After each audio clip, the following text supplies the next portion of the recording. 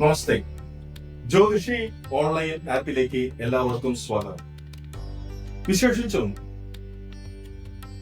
ഈ ആപ്പിനെ സംബന്ധിച്ച് നിങ്ങൾക്ക് കുറച്ചും കൂടി വ്യക്തത കൈവരുവാൻ വേണ്ടിയാണ് ഞാൻ ഈ വീഡിയോ ഇപ്പോൾ നിങ്ങൾക്ക് വേണ്ടി ചെയ്യുന്നത്. ആദ്യം തന്നെ നിങ്ങൾ ഞങ്ങളെ കോണ്ടാക്ട് ചെയ്യുമ്പോൾ നിങ്ങളുടെ പേര്, അത് പ്രകാരം ജില്ല, ഏത് ജില്ലയിലാണ് നിങ്ങൾ ജനിച്ചത്, എബ്രോഡ് ആണെങ്കിൽ ആ ദേശത്തെ പേര്, വിശേഷിച്ചും ഡേറ്റ് ഓഫ് ബർത്തും ജനിച്ച സമയവും കൃത്യമായിരിക്കാം. എങ്കിൽ മാത്രമാണ് നിങ്ങളുടെ ജാതകം ഞങ്ങൾക്ക് വ്യക്തമായിട്ടും ഗണിച്ചെടുക്കാൻ കഴിയും. ഹോരാശാസ്ത്രത്തിലെ അഹോരാത്രം എന്നുള്ള വാക്ക് ഒരു ഉദയം മുതൽ പിറ്റേ ദിവസത്തെ ഉദയം വരെയുള്ള ഒരു ദിവസത്തെയാണ് അഹോരാത്രം എന്നുള്ള വാക്കുകൊണ്ട് നമ്മൾ ഉദ്ദേശിക്കാറുള്ളത്. അതിൽ നടുമധ്യത്തിൽ വരുന്ന ഹോര, അഹോരാത്രത്തിലെ ഹോര, നടുമധ്യത്തിലെ ഹോര, അതാണ് സമയം. ഈ സമയത്തിന് അതീവ പ്രാധാന്യമാണ്. അപ്രകാരം നിങ്ങൾ തരുന്ന ഡേറ്റ് ഓഫ് ബർത്ത് പ്രകാരം ഞങ്ങൾ നിങ്ങളുടെ ജാതകം ഗണിച്ച് അതിൽ കാണുന്ന ഫലങ്ങൾ എന്താണോ അതാണ് ഞങ്ങൾ നിങ്ങൾക്ക് പറഞ്ഞു തരിക. അപ്പം നിർബന്ധമായും ഞങ്ങൾക്ക് നിങ്ങളുടെ ഡേറ്റ് ഓഫ് ബർത്തും ജനിച്ച സമയം കൃത്യമായിട്ട് വേണം. അതും വിശേഷിച്ചും ശ്രദ്ധിക്കുക. ഇനിയുള്ള കാര്യം, ഈ വരുന്ന ജൂൺ മാസം 1-ാം തീയതി അർദ്ധരാത്രി 2-ാം തീയതി പുലർച്ചെ 1:45 വ്യാഴത്തിന്റെ ചാരവശാലുള്ള ഒരു മാറ്റമുണ്ട്.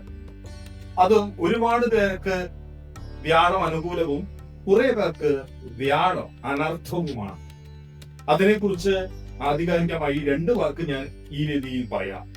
ആദ്യത്തെ കാര്യം, ധനുക്കൂറിൽ വരുന്ന മൂലം, പൂരാടം, ഉത്രാടത്തിൻകാരൻ എന്ന് പറയുന്ന ധനുക്കൂറുകാർക്ക് കണ്ടകശനി നാടിനുണ്ട്.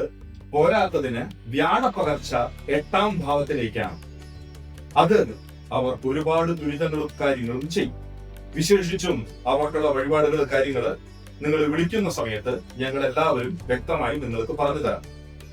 പിന്നെയുള്ളത് കുംഭക്കൂറിൽ വരുന്ന അവിട്ടത്തിലര, ചതയം, പുരുരുട്ടാതി, ഈ നക്ഷത്രക്കാർക്കും സമയം ദോഷമാണ്.